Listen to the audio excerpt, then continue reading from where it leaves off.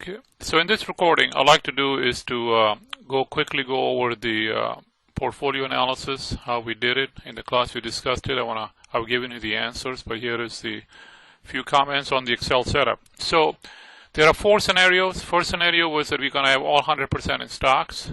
The setup was that we put in her age. She's 46 as provided in the information in 2014, and obviously she grows 1 year every year. This information of the age obviously does not matter till we get into applying the rule of 100, where the age comes in the factor. But for each one of them, it is spread out the same way, so we can do quickly change the scenarios. So by having the age over here for rule of 100, obviously it will have to change. The first thing I want to do is to start out with the just what would it look like when we just do the SPY only. So starting with the SPY only, okay. And the SPY1 only, she's putting in. So the data provided was, here is the allocation setup. This is where we either plug in the information that was provided or use rule of 100 to figure out how much will she put it into equity and how much she put it into bonds.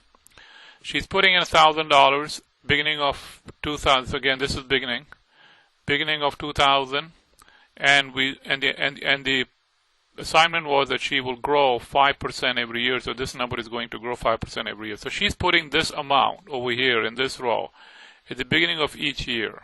Okay, that amount will get into either stocks or bond depending upon the allocation cells up here. So in this case, because it is all 100% equity, this amount times this cell will go here. And again, this amount times this cell will go over here. And obviously, because this is 0, you get nothing in the bond in this case, and then we have this total. Now, because she's putting in at the beginning of the year, by the time we get to the end of the period, so we're doing it starting in the beginning of the period, she's putting in $1,000. In this example, goes all in the equity. This will grow by the end of the period by equity growing at 7% and bond growing at 5%. So obviously, this is all in equity, so 1,000 will become 1,070. And bond is 0 because they didn't put anything in there. So now at the end we have this, and now we have, by the end of the period, we have 1070.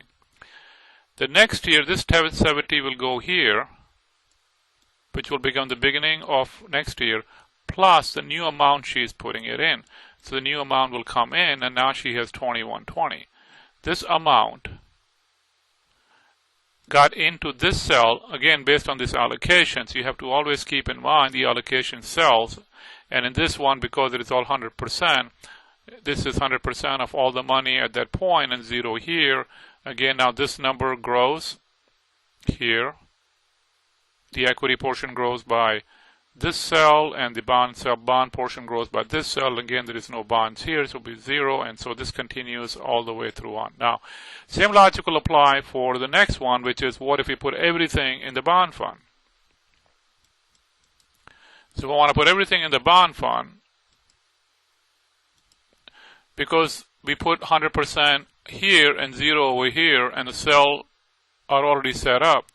So this $100 times this cell comes over here in the bond.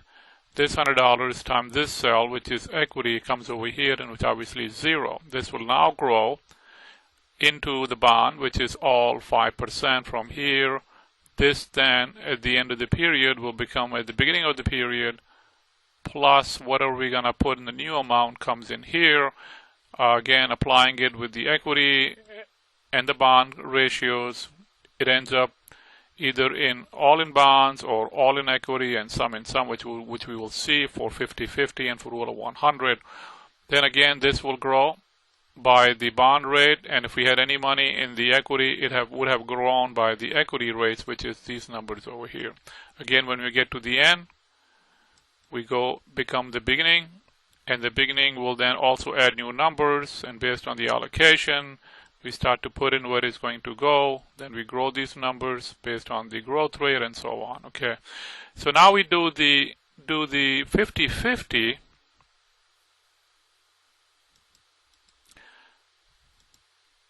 there is one more things to think about, and that is to say, okay, now we have allocation is over here is 50-50. Again, 1,000 is what she's putting it in. We're gonna take this cell times what is in the equity, which is this cell, and that's what she's gonna end up over here. We're gonna take again this cell times this portion, and you're gonna end up over here. This number will grow by whatever the equity growth rate is, which is this cell. This number will grow by whatever the bond growth rate is, which is this cell. We get to the total. Now we start the clock again. So let me clean this up. So now we have this amount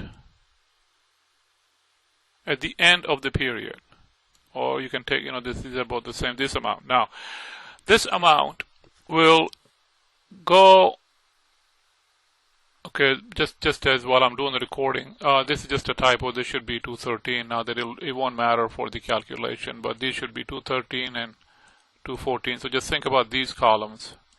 And at least for my discussions right now, ignore this dates over here. They're slightly off. So in 2015, this 1060 will then become at the beginning, but now we have this amount to add. So we take this amount and we take this amount. So now we have 1060 over here and 1050 over here. We use this cell to allocate, and we take this cell to allocate. So now we have this number, and now we continue to grow it and so on. Okay.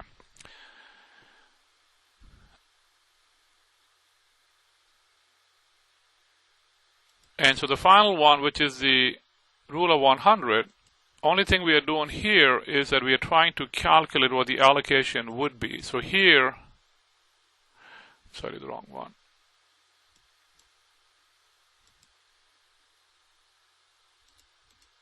The rule of 100. The rule of 100, the only thing we're doing differently here versus 50-50 is that we're calculating these allocation numbers. Okay. Analysis I gave you starts in 2014. So we take 100 minus her age. So in 2014 she will have 54% in equity, and the difference will be in bonds. Next year she will be 47, so 100 minus 47 is 53, and 52 and so on. So only thing we're doing over here is basically using the rule of 100 to calculate this. After that, the logic is still the same. We're putting in $1,000. This portion goes over here, and this times 1,000 goes over here in the stocks, and again they will grow at the rate provided and so on, and continue the whole thing.